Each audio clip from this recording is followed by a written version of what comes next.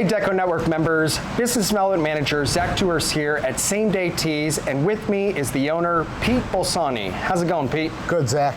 Pete, what's your bread and butter decoration process? Screen print. We've always been a screen printer. I've been screen printing for over 40 years. So. Over 40 years, yeah. And where are we in right now? I mean, I assume it's the ink room. We're in our ink room, yeah.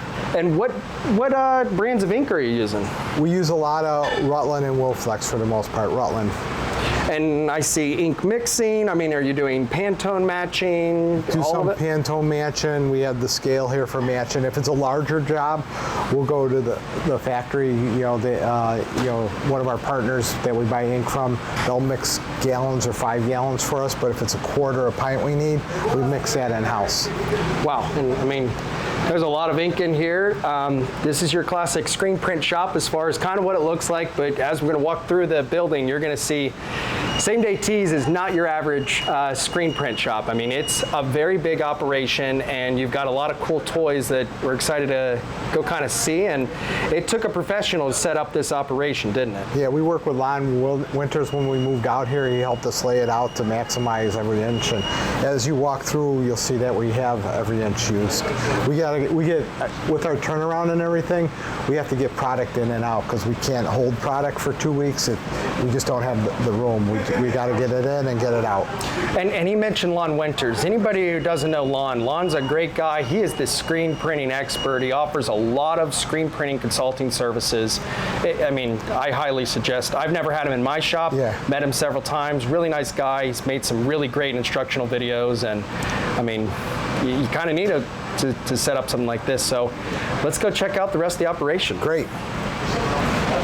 All right, Pete, it all starts with making a screen. I mean, before we get on press, there's a lot of pre-production. So what exactly are we seeing here? This is our EcoTex. It's an M&R product. We use it for reclaiming screens. You put it through one end with scraped out screens. It gets washed out. The emulsion comes through. We take it off here, we give it a quick rinse, and then we go into our drying room after that. So dirty screen starts here, comes in, gets hit with the chemicals, washes it out, finishes, new clean screen. Correct. And I mean, I know these things aren't cheap, but how good of a job does it do, and has it really eliminated a lot of labor to have to do it? Oh yeah, so when we had got this, we were probably about 40% our size, and we had 4 people in the department.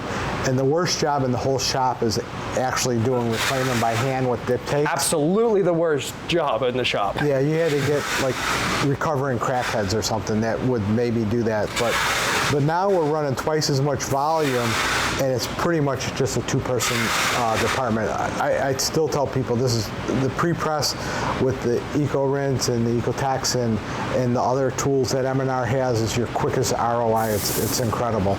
Oh yeah, I mean, and anybody's reclaimed a screen knows it's by far the worst part of it. And then we have your typical washout booth for after you've exposed the screen, just to wash it out, right? Just to rinse it real quick before it goes into the drying room. Cool. Well, let's go ahead into the drying room. The drying room. So these are all screens that have been cleaned and now are drying before they are actually coated. Correct. A second time. Yeah. Okay. And you organize them by the different mesh counts. Correct. And I see everything in here is essentially stretch and glued. Do you use any roller frames? We did use roller frames a few years ago, especially when we were doing a lot of sim process in-house. But we keep an eye on the newtons on the screens, and we just use these. They're a lot easier to use, and we have a good partner that we buy screens from all the time.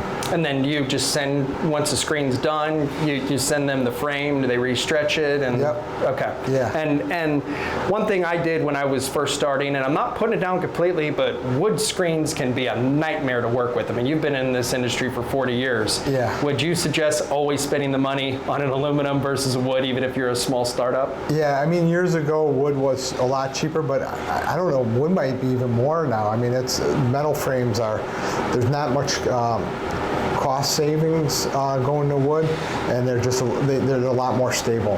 And like Pete said right there, the newtons, you have to have great tension. If you want to have good registration and just a really nice print, you got to take care of your screens, and having the technology to properly wash them out. Because I know, I mean, you may have hired somebody at one point and they just go at that mesh too much, or they throw a chemical and they leave it in there, it locks it up. I mean, it could be a nightmare, and having the operation just makes everything easier. Easier. And we used to stretch our own metal frames too, but it was a lot easier, and we got a consistent frame by jobbing that out. That was one of the things we decided to send out. Anybody who's ever tried to stretch screen before, it is not fun. That glue isn't fun. It's not fun getting all the residue off of it. Try to find yourself a good partner to send your screens to, let them re-stretch it, and go from there. All right, Pete, so we dry the screens and then we coat them. Coat them. So, you have an automatic screen coater. Yes. Yeah, I'm used to doing the classic two hands, yeah. flip it around, and so this automatic coater, how does this exactly work? I mean, you basically put the emulsion in the front and back, and then you plop the screen in, and it coats it, and while it's coating, you're getting the next one ready, and they can coat a bunch of them fairly quickly. So that's how, like, this pre-press area with two people, you know, he's doing reclaim, and then he's doing coating, and then he gets them in the hot room. The other guy's grabbing them out of the hot room, exposing them, and then washing them out. So that they're doing more than one job. Are you typically doing a 1-in-1 on both sides? For the most part, yeah. Okay, yeah. So you're doing a 1-in-1, and like, how long have you had this piece of equipment versus how many years did you guys manually coat? We've had this since before we moved in this facility, so probably about 7 years. So before we got the Ecotex and the EcoRinse, we actually had this. Awesome. And consistent screens, because it gives the same exact coat compared to doing it by hand. You know, the beginning of the morning, you're all gung-ho. The end of the day, you're going a little bit slower, and you're probably putting on a lot more emulsion. This is the same way every time. Yeah, I never thought about actually coating all day, and that's again, most shops aren't having to coat that many screens, and that's definitely the consistency. And then when you get to exposure, I bet it's a lot easier. Yeah. And what type of emulsion are you using? Are you using a diazo mix? Is it? We're using diazo, and we've bounced around between different ones, because most of the shop will run in Plastisol on, but when we get into the hybrid digital squeegee, it's water-based screens that we need. So yeah, definitely a different emulsion, because it'll break down with the water. Yeah. Really cool. I'm kind of jealous I don't have an automatic screen coater. Yeah. So we coat the screens, then they got to dry. So these look like they were recently coated. How long does it take roughly to have them dry in here? So each of these rooms have different atmospheres. So like the first couple rooms are, you know, got heat. This has got a lot of heat, and so if they're leaving them out right here, these will probably, because the room's a lot warmer, will probably dry in a half hour or so. But we still got a hot box that if we need something done faster, we could go into there. So when we're doing a lot of screens a day, we'll use a combination of in there and out here to get them done faster. It's kind of cool. I mean, it's like a whole closet, so you can just roll that rack right in there. Yeah. Yeah. Really cool. Well, after we coat the screens, we then take them into what, a storage room? Storage, yeah. So all the other rooms were taking humidity out of the atmosphere. This room we put in humidity in, because if you get it too dry, you're going to have problems with your screen. But this is pretty much all our screens that we have ready to go to get burned and out to the press. So I see, we start at what? Oh wow, you have 40 and 60 and 80. So what, glitter, metallic, exactly. Those specialty types. Then you get into your classic 110, 156. This is where I live when I print. These mesh counts. And for those who don't understand, the mesh is really how many holes are in a square inch. The more holes there are, the more detail you're able to hold. And I don't know if you can see it on the camera, but we're in a light sensitive room like we were the last one. I mean, we're in yellow lighting. We don't want to pre-expose these screens. You have any UV coming in, it's not going to burn very well. No. If it will. So you have a lot of different mesh counts for different situations. Again, that 40, 60, 80, your specialty inks, they're a thicker ink. You really need them to be coming through. Your white inks typically have a lot more pigment. They need a lower mesh count. But then, you go to 156, 180, 196, 200, 230, 305.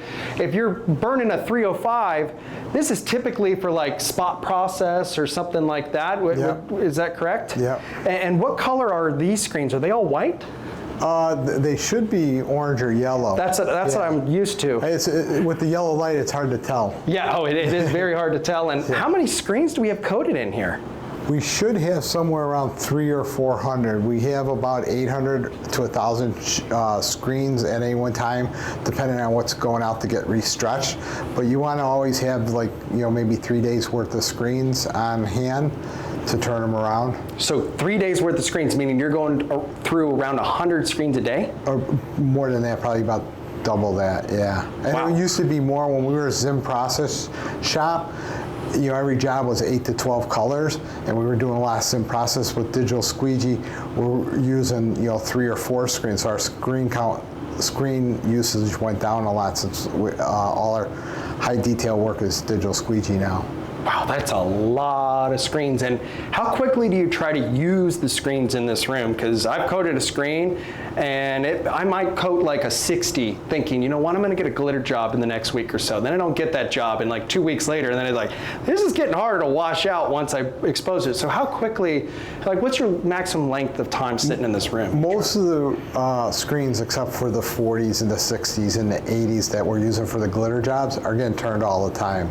And these guys keep a good eye on what they're using more of, so we'll adjust what we're ordering when we have them restretched. But it's the same thing. We don't do a lot of glitter or shimmers and stuff like that, so sometimes we actually, when we do get the job, we have to look at the screen and the date it was made and just reclaim it and burn and recoat it again. And I see we got a humidifier stat, 62% humidity. One thing that a lot of people, when they're getting started, I'll tell you, especially me, and even with like DTG, you have to respect Mother Nature. Oh yeah. I mean, humidity is huge. So having the right environment is key to success. Yep. Do you agree? Yep. Yeah, I mean, with the DTG and the DTF, we had to build its own room to control the humidity and the temperature in.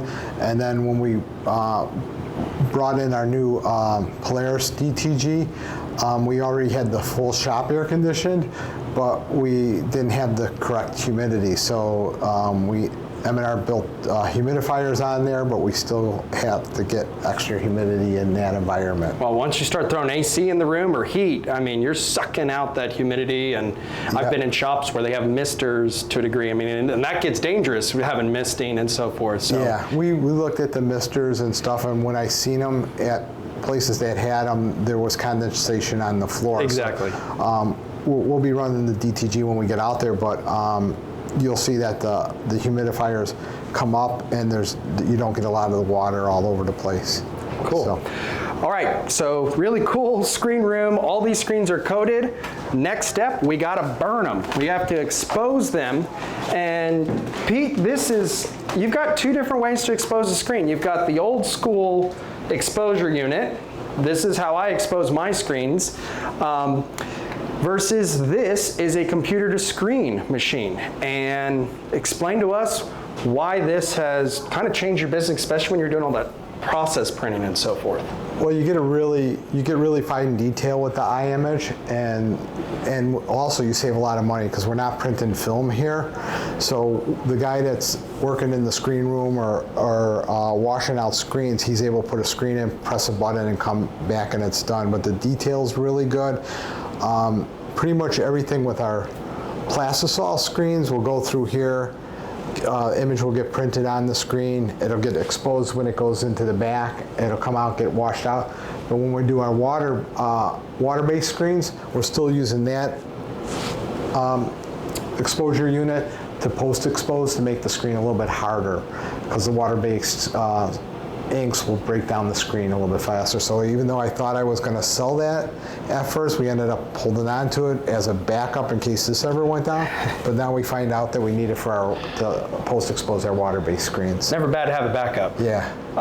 And again, like you said, the computer to screen, put the screen on, goes in, prints directly onto the screen, and then instead of using a film positive, because a film positive, they're not hard to make, but especially when it comes to alignment. That's the key here as well, right? The detail and the alignment to be able to go from here to that press. With the tri-lock, with the M&R's tri-lock, we have that. And the cost, the film is at least a couple bucks per thing, plus you have somebody, artist waiting for that film to always come out, and so there's just a lot of time with it, where here you get a better product and it just goes right to screen, and you're not saving all those positives. How long ago did this technology come out? Because I've seen these machines go way down in price compared to once they... I want to say it's been around for at least 10 years. We've had this for probably 5 years. Okay. Yeah. Yeah, I'm jealous. Yeah. I would make my life easier when I've got a 5-color job to line up. And I know there's other images and different ways of doing it that are coming on board that people are using that are pretty cool. Cool. All right, so we make our stencil, essentially our screen, and then we wash it out, which, is this an auto washout, or is the, oh wow. Yeah, this is Echo Rinse. So we could put up to 4 screens in here, and there's different formulas for different mesh counts that'll we'll spray a fine mist, basically expose the screen, and then let it sit for a couple seconds, and then it'll come and wash it out and rinse it, and then we actually just throw it in the hot box to dry faster. And then from here they go out and get ready for the next day's production. Well, and actually something you just mentioned from there, anybody who's ever had to expose a screen knows that all the variables that go into it, the screen mesh, how much emulsion was put on it, how long that emulsion has been on the screen, the computer screen makes that even easier, and then this, just with the automatic, I have to imagine, just makes it pretty turnkey to expose the screen. And consistent. It's consistent every screen, and then when you're doing fine detail, either with a lot of halftones, you're using the same formula, so the screen's going to turn out the same way. You're not relying on the amount of emulsion or how it was exposed, and then how they're spraying it with a power washer. You get too close with the power washer, you start losing that detail. Yeah. Very cool. Again, it's all about consistency. When you're doing same-day turnaround, mistakes are not your friend at all. No. You have to be precise with everything. All right, Pete, when we talk about screen printing, they always say it's all about the setup of the job, and that started with, mixing the ink, burning the screen, all of that, and then we actually are ready to start getting on to the press. So behind us, we see a lot of really cool M&R equipment. Are you a fan of M&R? Yeah, we're an M&R shop. They're 30 miles away, and we've always had a great partnership with them. So all our presses, our digital squeegees, our Polaris DTG, all our pre-presses M&R. Yeah, and anybody who hasn't looked at M&R is the benchmark. One, and secondly, it's the prettiest equipment, and I'm kind of stupid. I have to like the look of the equipment if I'm going to be near it. And I see we have some autos, we have some digital squeegees.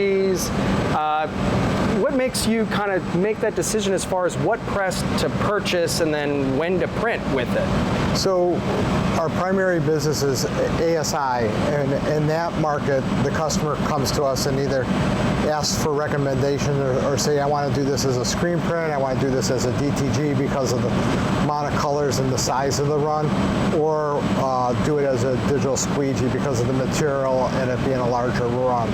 For our online business, we pretty much dictate where it's going to go. We'll choose a DTF or a digital squeegee or a DTG. Most of the stuff we get online, we're not doing screen printing because they need something shipped the same day, so we got to do it digitally.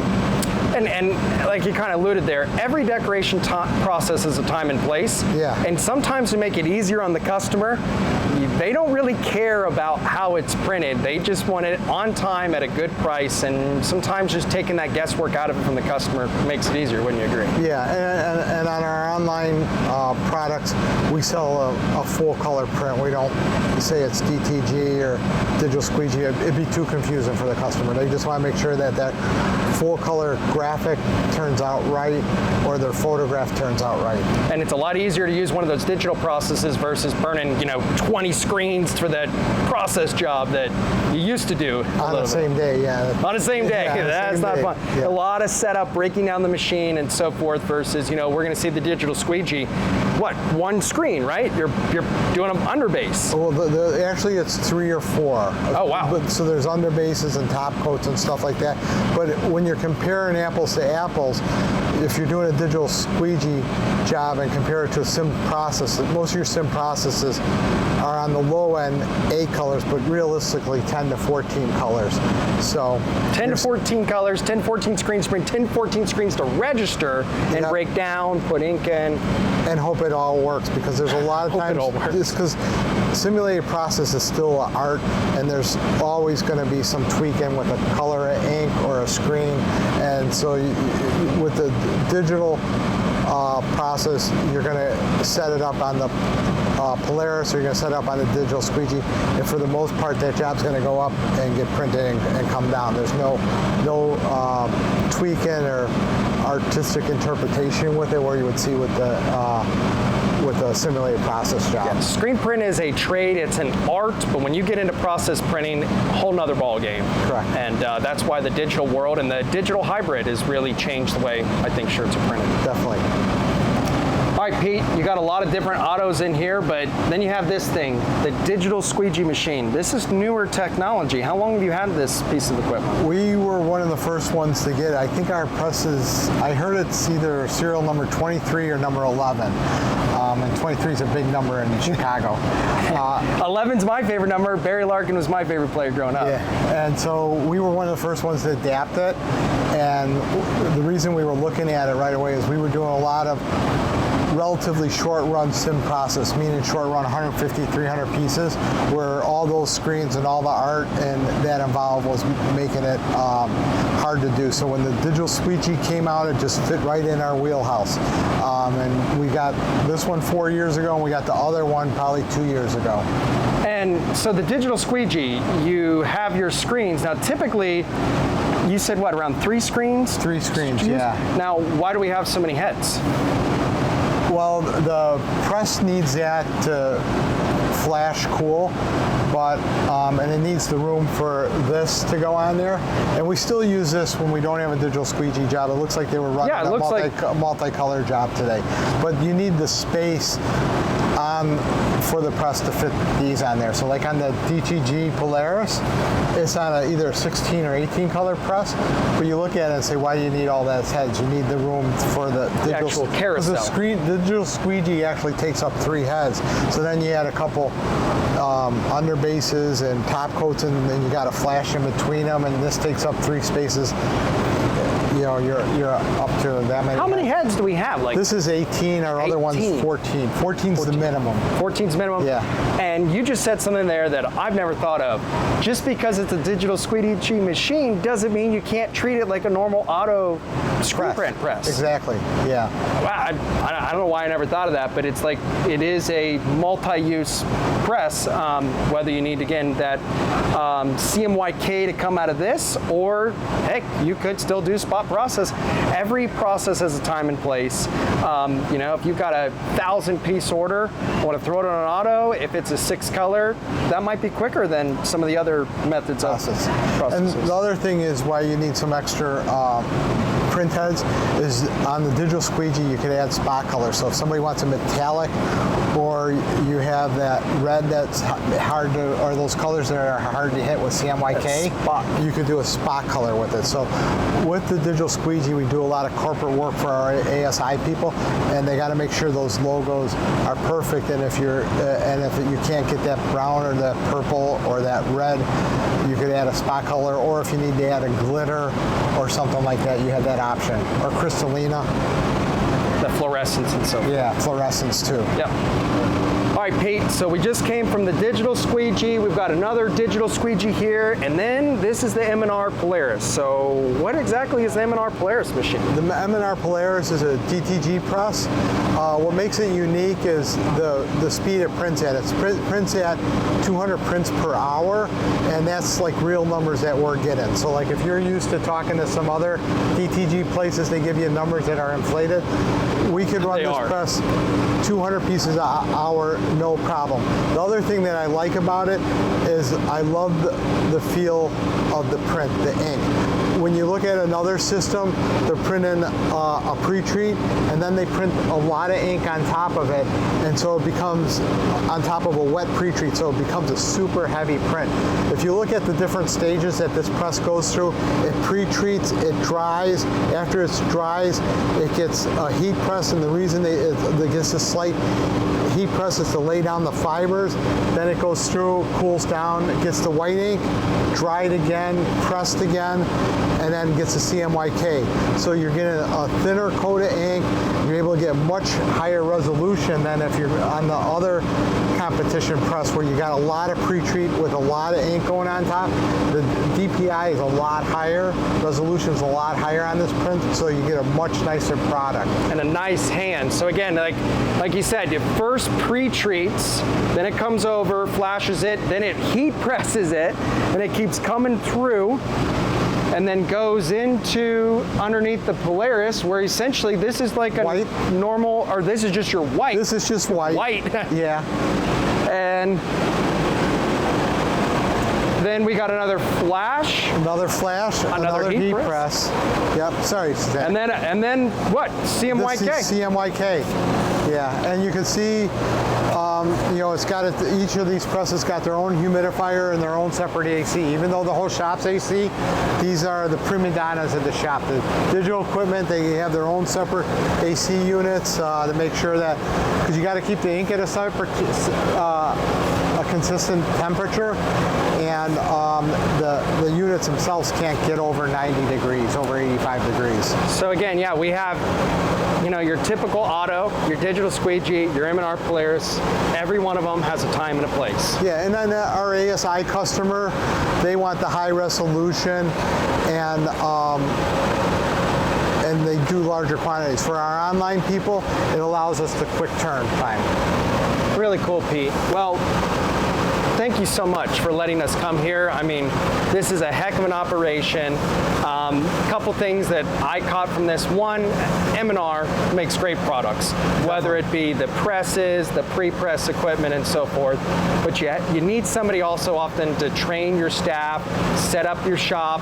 Again, you haven't heard of Lawn Winters, check out Lawn Services. And then have some passion. I mean, and that passion is contagious. Everyone here seems real happy, and I've been to some shops where it's like, and the humidity and environment here is just great. So you're doing a lot of great things, Pete. Thank you so much. If you have any questions about how to, send an order to Pete at Same Day Tees, check out samedaytees.com. And thanks for watching. Thanks so much, Pete. Thanks for coming out, guys.